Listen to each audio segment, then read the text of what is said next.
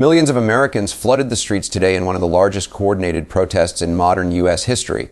An estimated 7 million voices rising together to deliver a single, powerful message. You are not a king. From New York's packed avenues to Los Angeles' glowing boulevards, from small towns in Idaho to bustling cities like Chicago and Atlanta, the No Kings movement became more than a protest. It became a statement of national defiance.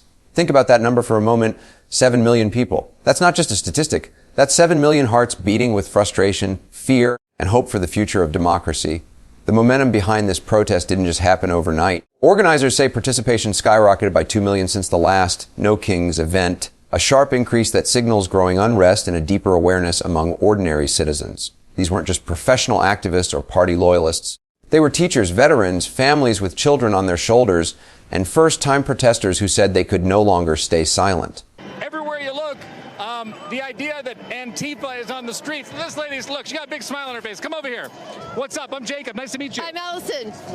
So are you Antifa? They say Antifa's on the streets. I'm CTA. I'm a teacher. I teach kindergartners, and we're here to make it right for students and families in our community. So when you hear, people saying the people on these streets hate America, what's your response? I see people being kind and loving each other and wanting a better life for everyone that's walking. Thank you for your services. Sakini. Have you protested before? No, well, yes, with Cesar Chavez. What's it like to be out here? I emotional.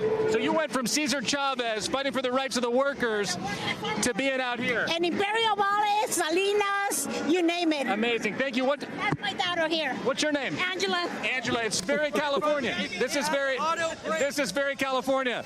The only orange monarch I want, the butterfly sign. They just asked me what's my favorite sign. Check it out.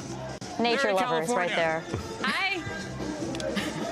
Say hi to MSNBC. Hi, MSNBC. Guys, we love butterflies in California. Who doesn't love? When people who've never marched before suddenly take to the streets, that tells you something bigger is brewing beneath the surface. Witnesses described the energy as electric, equal parts anger and optimism. Signs waved high with phrases like "No Kings in America" and "Stop Trump from rigging the election." Across cities, chants echoed off buildings, uniting voices from every political and cultural background. Protesters weren't just rejecting a president. They were rejecting the idea that any one person could rise above the Constitution.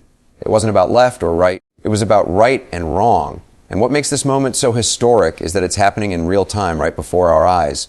People who have spent years doom scrolling through headlines finally decided to step out into the streets, transforming digital outrage into physical action. The shift from tweets to turnout marks a turning point in America's civic consciousness. The question now is, will this energy last? Can 7 million people sustain this momentum when the cameras turn away? The photo of Conway went viral within minutes, spreading across social media and igniting a firestorm of reactions.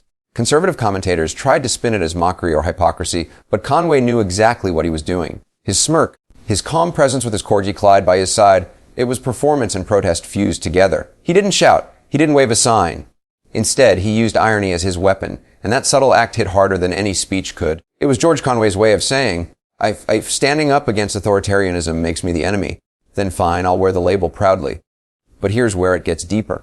This wasn't just a personal jab at Trump. It symbolized a much larger fracture within the American right. Conway represents a growing number of conservatives who refuse to align themselves with Trump's cult of personality. When someone from his background, a Republican legal scholar and lifelong conservative, joins a protest movement the former president has called radical, it tells you that the cracks in the mega armor are widening. It's no longer just liberals opposing Trump. It's constitutional conservatives, lawyers, veterans, and average Americans who believe that loyalty to the Constitution must come before loyalty to any one man. And think about this, Conway wasn't angry or militant. He described the day as a love fest. He joked that his dog might actually be the real Antifa. That humor disarmed the usual fear tactics used to demonize protesters. He turned ridicule into rebellion, mockery into message. Isn't that a powerful strategy? To confront hate not with fury, but with fearless laughter. So let's ask the question, was George Conway's stunt just clever trolling, or was it something more? Did it mark a shift in how conservatives might begin to reclaim their principles from the shadow of Trumpism? And what does it say about the state of American politics when one man's sarcastic T-shirt can ignite a nationwide debate about freedom and truth? George Conway, speaking from the protest, captured that fear perfectly. He warned that something very wrong is happening in America, that power is being concentrated in the hands of a few who are willing to pillage the country and erase democratic self-governance. Strong words? Yes. but ones that resonated with millions who believe the checks and balances that protect democracy are being tested like never before. You could feel that fear and frustration on the streets. People talked about government agencies being weaponized, military forces being used to intimidate citizens, and the slow, steady erosion of trust in the institutions that once held the country together. But here's what made this protest different. It wasn't driven by a single ideology or party. Among the crowds were liberals, independents, and even former Republicans, people who may not agree on everything, but who share one unshakable belief that no leader should ever stand above the law. That unifying message turned the protest into more than just an anti-Trump rally. It became a referendum on what kind of America people want to live in, one ruled by law or one ruled by fear. And as the discussion unfolded, one thing became clear. This isn't just about Trump, it's about the soul of democracy itself. Are Americans still in charge of their own government, or are they slowly handing over that power in exchange for promises of strength and order?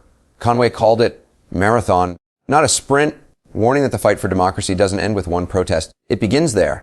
Because the moment people stop showing up, stop speaking out, stop holding power accountable, that's the moment the window of freedom begins to close. So ask yourself this: do you believe that America's democratic foundations are as strong as they once were? Or do you feel that something fundamental is cracking beneath the surface? Are these protests a sign of hope, proof that people still care enough to fight, or a desperate last stand to save a system under siege?